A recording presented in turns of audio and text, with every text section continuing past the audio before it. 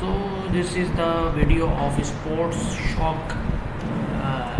You can say that this is the complete knee joint as shown here, and this is the injury pattern. This is the force acting on knee joint during sport tackles. Actually, I applied force here, 2000 Newton force, and fixed supported apply here. Then find you can see the von Mises stresses.